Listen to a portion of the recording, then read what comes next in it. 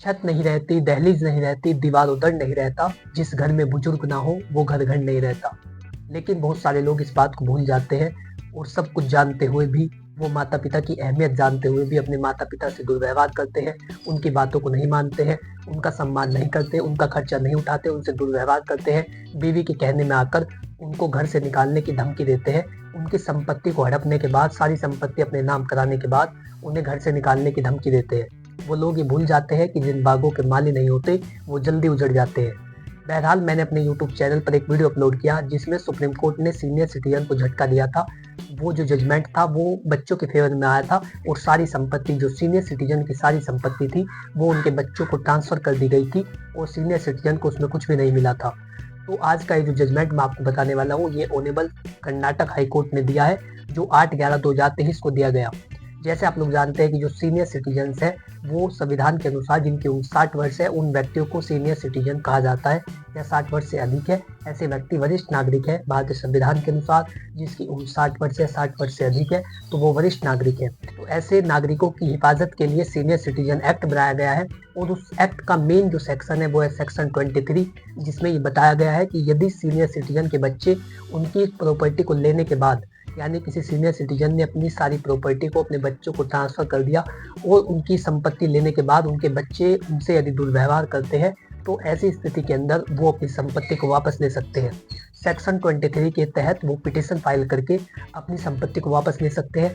लेकिन मैंने जो इससे पहले वीडियो डाली थी उसमें बताया गया था कि सीनियर सिटीजन ने अपनी प्रॉपर्टी को ट्रांसफ़र करते समय ऐसी कंडीशन मेंशन नहीं की कि यदि उनके बच्चे उनके साथ दुर्व्यवहार करेंगे, उनका दवाइयों का खर्चा नहीं उठाएंगे, उन्हें किसी भी तरीके से प्रताड़ित करेंगे तो वो अपनी संपत्ति को वापस ले सकेंगे और इसी कारण से उन्हें सेक्शन 23 का लाभ नहीं दिया गया।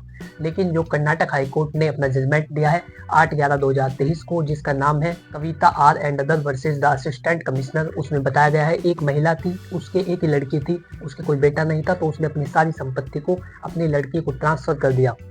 ट्रांसफ़र करने के बाद उस लड़की ने उसका ख्याल रखना बंद कर दिया, अपनी माता को परेशान करने लगी। ऐसी स्थिति के अंदर उसकी माता ने पिटीशन फाइल की सेक्शन 23 के तहत कि उसकी संपत्ति उसे वापस दिलाई जाए। तो कोर्ट ने उस महिला की एप्लीकेशन को स्वीकार किया और उस पर कार्रवाई करते हुए बेटी को आदेश दिया जो लड़की के पास संपत्ति है उसकी माता ने उसे ट्रांसफ़र की है वो उसे वापस कर दे। तो वो लड़की फिर हाई कोर्ट में गई। कर्नाटक हाई कोर्ट ने उस मामले का विचारण किया। जो लड़की का वकील था उसने कहा कि इन्होंने किसी भी तरीके से इनका ख्याल रखने में कोई चूक नहीं की, इनकी दवाइयों का भी खर्चा उठाया, इनका सभी प्रकार से ख्याल रखा। तो फिर जो महिला के अधिवक्ता थे, जो वरिष्ठ महिला थी, उसके जो अधिवक्ता थे उन्होंने कहा कि यदि ये इनका ख्याल रखते तो कोई भी माँ बाप ऐसा नहीं है जो अपने बच्चों को दी गई संपत्ति को वापस ले। तो इन्होंने कोई ख्याल नहीं रखा, इन्होंने संपत्ति लेने के बाद दुर्व्यवहार करना शुरू कर दिया।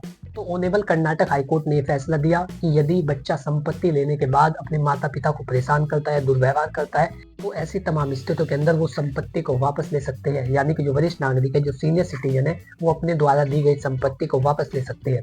और यही फैसला, यही कंडीशन उसमें लागू की गई और महिला को उसकी संपत्ति जो उसने ट्रांसफर की थी वो वापस दिला दी गई। जैसा कि आप लोगों को पता है, जब भी सुप्रीम कोर्ट, सर्वोच्च न्यायालय कोई निर्णय देता है, कोई आदेश देता है, कोई जजमेंट देता है, तो भारत के जितने भी कोर्ट है उन सबको मानना होता है, क्योंकि वे सभी उसके अधीनस्थ है। सभी कोर्ट्स को, सभी न्यायालयों को वो आदेश मानना होता है। और ऐसे ही जब कोई हाई कोर्ट अपना फैसला देता है, निर्णय देता है, तो कम से कम उस स्टेट में, उस स्टेट के, उस राज्य के जितने भी कोर्ट होते हैं वो सब में तो लागू किया ही जाता है, वो उन सब कोर्ट में तो माना ही जाता है, बल्कि जो दूसरे राज्य है उसमें भी उस जजमेंट का सहारा लिया जाता है। तो ऐसे आप अपनी संपत्ति को, यदि आपके बच्चे आपने ट्रांसफर कर दी है और वो आपका ख्याल नहीं रख रहे हैं, तो आप अपनी संपत्ति को वापस ले सकते हैं। सेक्शन 23 का आपको लाभ मिलेगा यदि आपने ट्रांसफर करते समय ये कंडीशन मेंशन की है कि यदि बच्चे आपका ख्याल नहीं रखेंगे तो आपकी जो संपत्ति है वो आपको वापस करा दी जाएगी। तो आपको हमेशा अपने बच्चों को ट्रांसफर करते समय इस कंडीशन को लागू अवश्य कराना है, तभी जाकर के आप सेक्शन 23 का लाभ ले सकेंगे।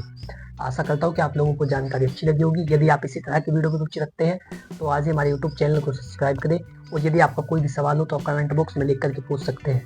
Thanks for watching this video. अपना कीमती समय देने के लिए धन्यवाद।